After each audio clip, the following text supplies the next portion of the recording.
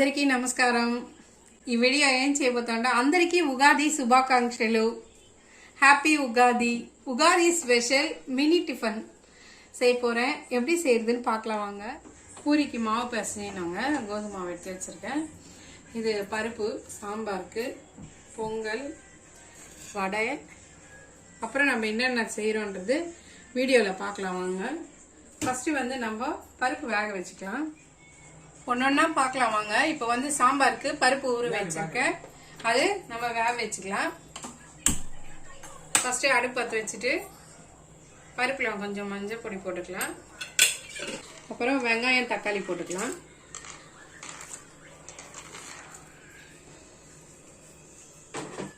இதுலயே கொஞ்சமா பெருங்காயம் போட்டுக்கலாம்.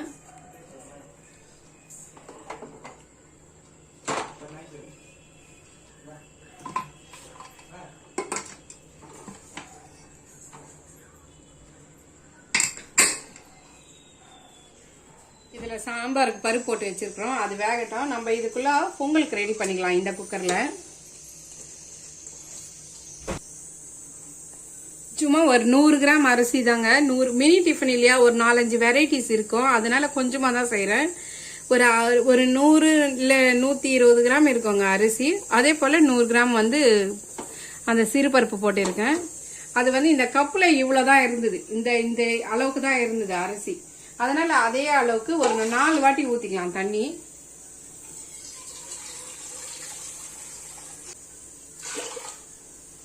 மூணு 4 வாட்டி தண்ணி ஊற்றிக்கலாம். இதுலயே கொஞ்சம் பெருங்காயம் போட்டுக்கலாம்.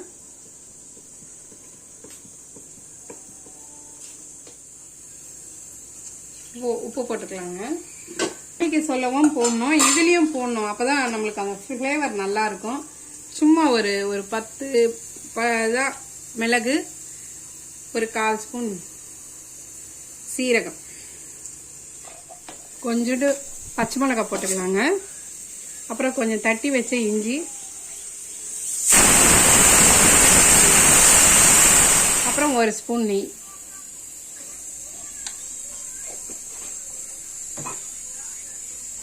இது மூடி வேக வச்சுக்கலாம். வெந்ததும் பார்க்கலாம். இப்போ வேர்க்கடலை வறுத்துக்கலாங்க கொஞ்சம் சட்னிக்கு. இதுலயே காரத்துக்கு ஏற்ற மாதிரி பச்சை மிளகாய் போட்டுக்கலாம்.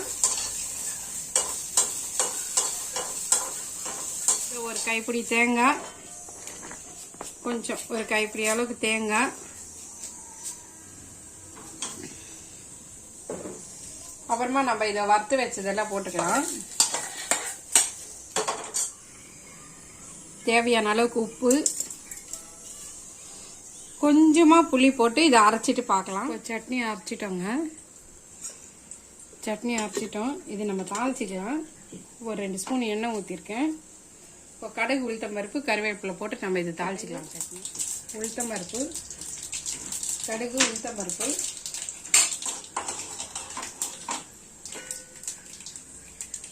இதுலேயே கொஞ்சம் பெருங்காயம் போட்டிங்கன்னா ஃப்ளேவர் நல்லா இருக்கும்.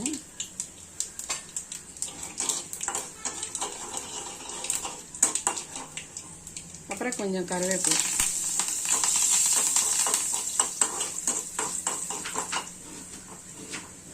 இப்போ நம்ம இதில் கொட்டிக்கலாம்.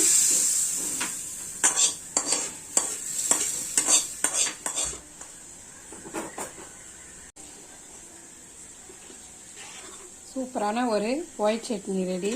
நான் குவான்டிட்டி எல்லாம் கம்மியாக தாங்க செய்கிறேன். ஏன்னா ஐட்டம்ஸ் நிறைய இருக்கு இல்லையா, அதனால வேஸ்ட் பண்ணாமல் நீங்களும் இதே போல செஞ்சு பாருங்க. சட்னி சூப்பராக இருக்கும். அடிக்கடிக்கு செய்வீங்க. எல்லாத்துக்குமே நல்லா இருக்கும். இட்லி, தோசை எல்லாத்துக்குமே இந்த சட்னி நல்லா இருக்கும். காரத்துக்கு ஏற்ற மாதிரி போட்டுக்கோங்க பச்சை மிளகாவை. அவ்வளோதாங்க. நெக்ஸ்ட் நம்ம இன்னொரு வெரைட்டியான சட்னி பண்ணலாம். அதுக்கு என்னென்ன பண்ணுறன்றது பார்க்கலாம். இப்போ நம்ம நெக்ஸ்ட் வந்து கார சட்னி பண்ணிக்கலாம். அதுக்கு வந்து கொஞ்சமாக பச்சை மிளகா போட்டுக்கினேன். அதே மாதிரி ஒரு 10 பல்லு பூண்டு, ஒரு பெரிய வெங்காயம் 1 கட் பண்ணி போட்டுக்கோங்க. அப்புறம் கொஞ்சமா ஜீரகம், ஒரு பிஞ்ச் அளவுக்கு ஜீரகம். அப்புறம் இந்த டிஷ்ஷுக்கு தேவையான அளவுக்கு உப்பு. அந்த காரத்துக்கு இன்ஹான்ஸ் பண்ணி கொடுக்காங்க. கொஞ்சோண்டு புளி சேர்த்துக்கணும், அப்பதான் நல்லா இருக்கும். சும்மா இது ஒரு கொட்டை புளி அவ்வளோதான், சும்மா ஒரு இப்படி இது போட்டுக்கணும். இதை அரைச்சிட்டு பார்க்கலாம். இப்போ கார சட்னி அரைச்சாச்சு, நம்ம இது தாளிச்சிக்கலாம். கடுகு, கொஞ்சமாக உளுத்தம் பருப்பு செவக்கட்டும். இதுலேயும் கொஞ்சம் பெருங்காயம் போட்டுக்கலாம்.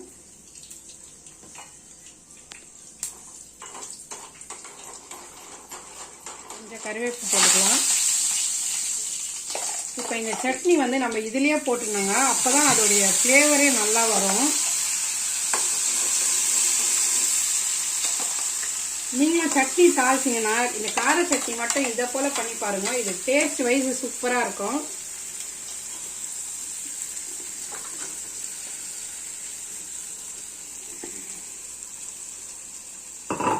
சும்மா கொதிக்க தேவையில்லை, அவ்வளோதாங்க. இப்போ கலரி விட்டு ஆஃப் பண்ணிக்கலாம். பொங்கல் வெந்துச்சான்னு பார்க்கலாங்க.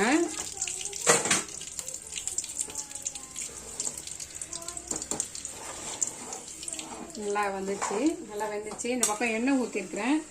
நம்ம மிளகு, சீரகம், அப்புறம் வந்து கொஞ்சம் பச்சை மிளகா, கொஞ்சம் இஞ்சி திருவி வச்சிருக்கிறேன், கருவேப்பிலை எல்லாத்தையும் ஒட்டுக்கா போட்டுக்கலாம்.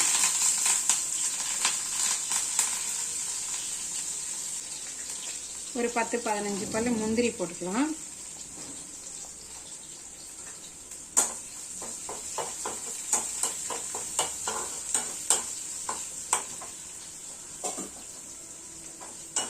இது நல்லா செவக்கிட்டோன்னா இதில் போட்டுக்கலாங்க.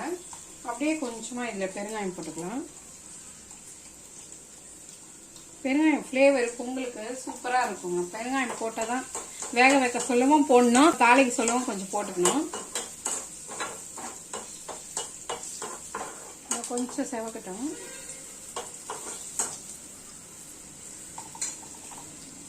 இப்போ இதை தாளிச்சிட்டு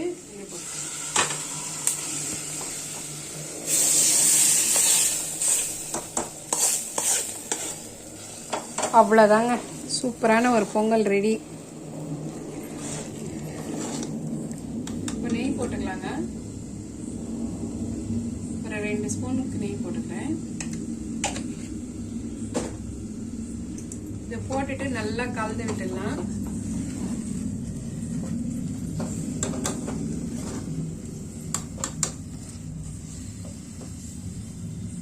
அவ்வளோதாங்க, சூப்பரான பொங்கல் ரெடி.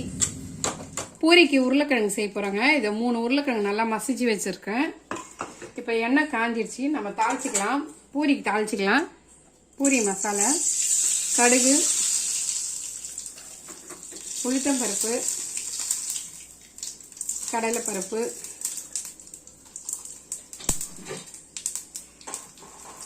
பதங்கிட்டோம். நல்லா கோல்டன் ப்ரௌனாக வந்துச்சு. இப்போ நம்ம கருவேப்பிலை போட்டுக்கலாம். வெங்காயம் போட்டுக்கலாம். வெங்காயம் ஒரு 2 வெங்காயம் போட்டுக்கணுங்க.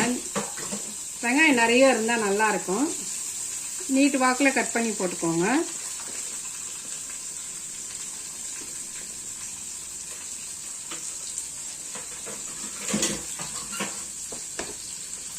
வெங்காயம் நல்லா வதங்கட்டும். இந்த வெங்காயம் வதங்கிறதுக்கு நம்ம கொஞ்சம் சால்ட் ஆட் பண்ணிக்கலாம்.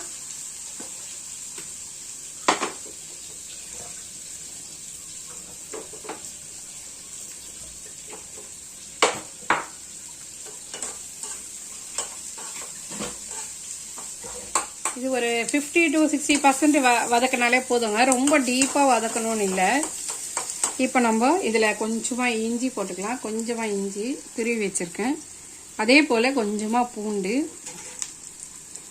காரத்துக்கு ஏற்ற மாதிரி பச்சை மிளகா, அப்புறமா தக்காளி போட்டுக்கலாம்.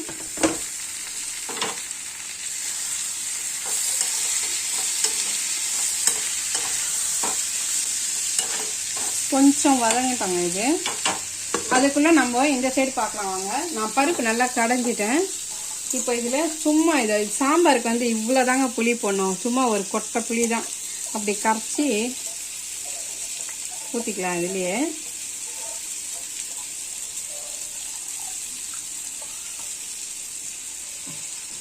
ரொம்ப புளி போடக்கூடாது. டிஃபன் சாம்பாருக்கெல்லாம் ரொம்ப புளி போட்டால் நல்லா இருக்காது.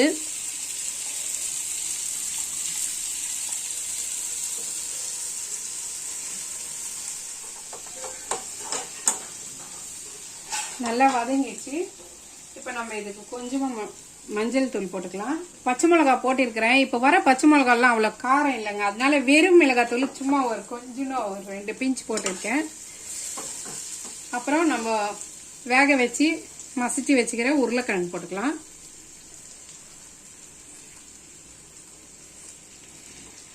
அப்படியே நல்லா கலந்து விட்டுக்கலாங்க. கொஞ்சம் நல்லா கலந்துட்டு அப்புறம் தண்ணி ஊற்றிக்கலாம்.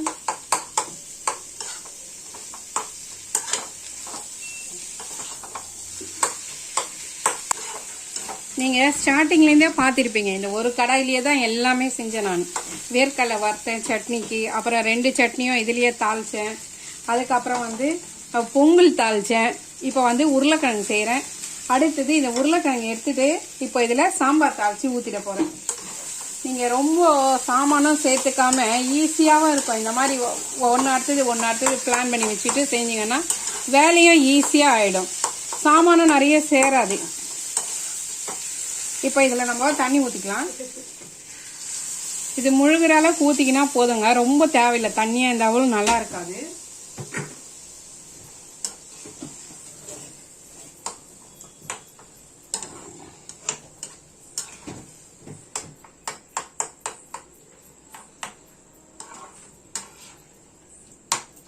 அவ்வளோதாங்க, இது கொதிக்கிட்டோம். அப்புறமேட்டு ஒரு ஸ்பூன் வந்து கடல மாவு எடுத்து ஒரு ஸ்பூன் கரைச்சி வச்சிருக்கேன். லாஸ்ட்டாக நம்ம இதில் ஊற்றிட்டு நிறுத்திட வேண்டியதுதான். கொத்தமல்லி போட்டுக்கணும், அது போட சொல்ல பார்க்கலாம். இது கொஞ்சம் கொதிக்கிட்டோம், அந்த மிளகா வாசனைலாம் கொஞ்சம் அடங்கணும். கொஞ்சம் கொதிச்சுதானா நல்லாயிருக்கும். இந்த சைடு பார்க்கலாம் வாங்க. இந்த சைடு வந்து புளி ஊற்றணும் இல்லையா, புளி ஊற்றணும். நல்லா கொதிக்குது சாம்பார். இந்த மிளகா நெடியெல்லாம் அடங்கிச்சு, தண்ணியை சுண்டிச்சு பாருங்க. நம்ம இந்த ஸ்டேஜில் நம்ம கரைச்சி வச்ச கடல மாவு ஊற்றிக்கலாம். அவ்வளோதாங்க, சூப்பரான ஒரு பூரி மசால் ரெடி. இப்போ இதில் கொத்தமல்லி போட்டுக்கலாம். இந்த பக்கம் இட்லிக்கு இப்போ தண்ணி வச்சுருக்கேன். நல்லா கொதிக்கிட்டோன்னு வைக்கணுங்க தண்ணி, அப்போ தான் நல்லா வரும் இட்லி பொசு பொசுன்னு. இப்போ நம்ம இதில் வேற ஒரு பிளேட்டுக்கு மாற்றிக்கலாம். இப்போ நம்ம சாம்பார் தாளிச்சிக்கலாம். கொஞ்சமாக கடுகு, உளுத்தம்பருப்பு, சும்மா ஒரு பிஞ்ச் வெந்தயம், கொஞ்சமாக சீரகம், ஒரு 3 காஞ்ச மிளகாங்க கிள்ளி போட்டுக்கோங்க. அப்புறம் ஒரு கைப்பிடி அளவு, சும்மா ஒரு கைப்பிடி அளவு கருவேப்பிலை.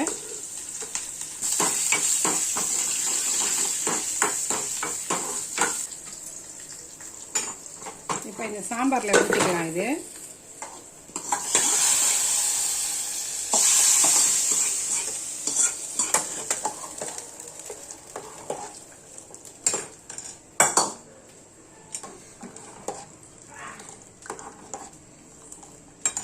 இப்போ இந்த சாம்பார் தூள் வந்து நான் வீட்டிலே ப்ரிப்பேர் பண்ணதுங்க. இந்த சாம்பார் பொடி இதில் என்னென்ன போட்டிருக்கேன்னா காஞ்ச மிளகா, தனியா, இந்த பருப்புங்க, கடலைப்பருப்பு, துவரம்பருப்பு, உளுத்தம்பருப்பு, அப்புறம் வந்து கொஞ்சம் சீரகம், மிளகு, அப்புறம் வெந்தயம் எல்லாத்தையும் வறுத்து பொடி பண்ணிட்டு நம்ம பொடியாக போட்டோம்னா உருண்டையாக கட்டும். அதனால தான் தண்ணியில் போட்டு கரைச்சி ஊற்றிருக்கேன். இதுவும் ஊற்றிக்கலாம் இதில்.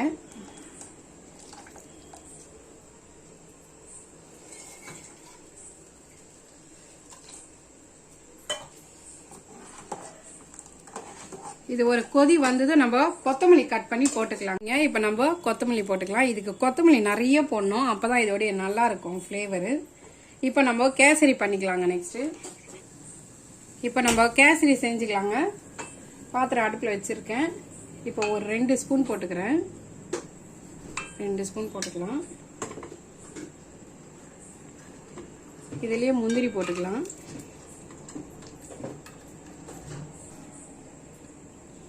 இதில் ரவை போட்டுக்கலாங்க.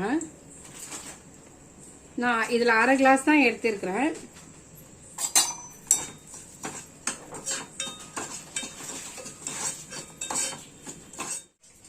ரவை நல்லா வறுபட்டுடுச்சு.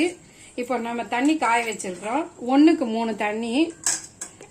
கேசரி பவுடர் போட்டாங்க இதுலயே. நம்ம இதுலயே கேசரி பவுடர் போட்டோம்.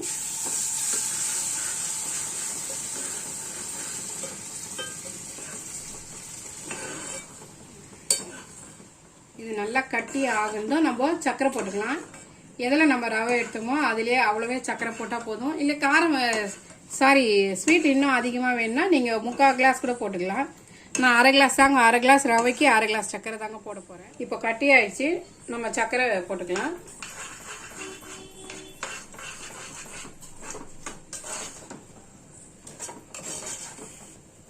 வழுவழுன்னு எவ்வளோ சூப்பராக இருக்குது பாருங்கள் கேசரி. 1க்கு 3 தண்ணி ஊற்றுனீங்கன்னா உங்களுக்கு கட்டியே படாது. ஆறுனதும் நல்லா இருக்கும் சாப்பிட. இது ஏலக்காய் போட்டுக்கலாம். ஏலக்காய் இந்த விதை எல்லாம் மட்டும்தான் போடணும், அப்போதான் நல்லா இருக்கும். அவ்வளோதாங்க, கட்டியாக வந்துடுச்சு. இப்போ நம்ம இதில் ஒரு ஸ்பூன் நெய் விட்டுக்கலாம்.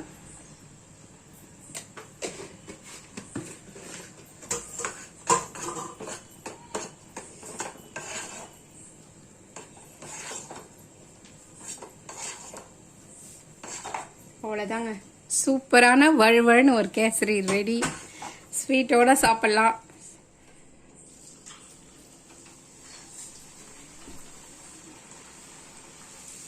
எண்ணெய் நல்லா காஞ்சிச்சு, நம்ம பூரி போட்டுக்கலாம்.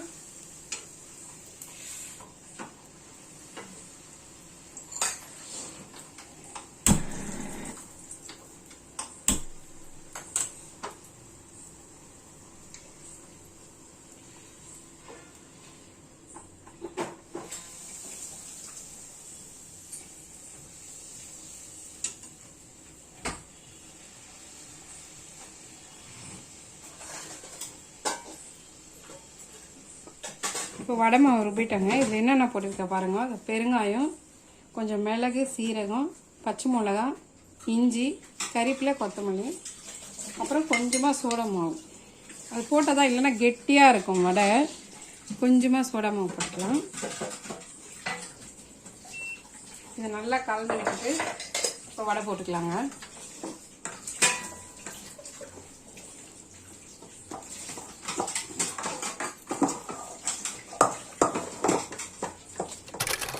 இப்போ வடை போட்டுக்கலாங்க.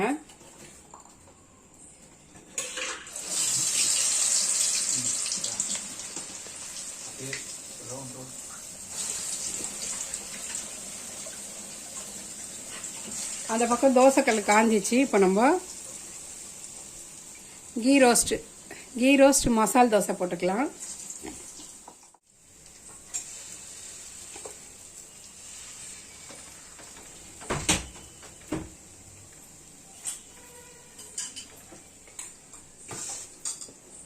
ஆயில் வேணுனாலும் ஊற்றிக்கலாம், இல்லை நெய் ஊற்றினா டேஸ்ட் நல்லா இருக்கும்.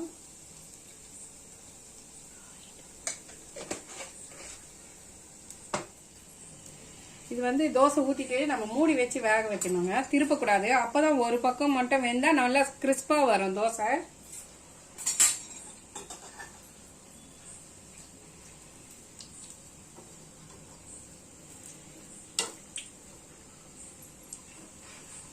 நெய்யும் ஊற்றிக்கலாம், ஆயிலும் ஊற்றிருக்கேன். நல்லா பாருங்கள், ஒட்டாத நல்லா இந்த மாதிரி மொறு மொறுன்னு இருக்கணும். இப்போ இதில் இந்த மசாலா எடுத்து ஒன் சைடாக வச்சுக்கலாம். இதை அப்படியே திருப்பி விட்டுடணும்.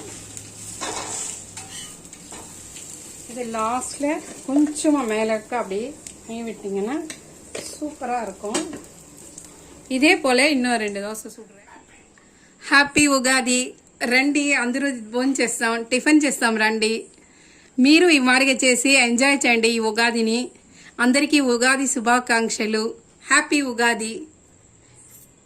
வாங்க, இன்னைக்கு உகாதிக்கு என்னென்ன ஸ்பெஷல் பண்ணியிருக்கிறேன் பார்க்கலாம். ஸ்டார்டிங் ஸ்வீட்லேருந்து மினி டிஃபன் என்ன இருக்குது பார்க்கலாம் வாங்க. கேசரி, அப்புறம் மசால் தோசை, மொறு மொறுன்னு மசால் தோசை, கார சட்னி, ஆந்திரா ஸ்டைல் கார சட்னி, ஒயிட் சட்னி, பூரி மசாலா பூரி, மினி இட்லி சூப்பராக இருக்குது பாருங்கள். அப்படியே நம்ம 1 ரூபி காயின் மாதிரி இருக்குது. மினி இட்லி, சாம்பார்.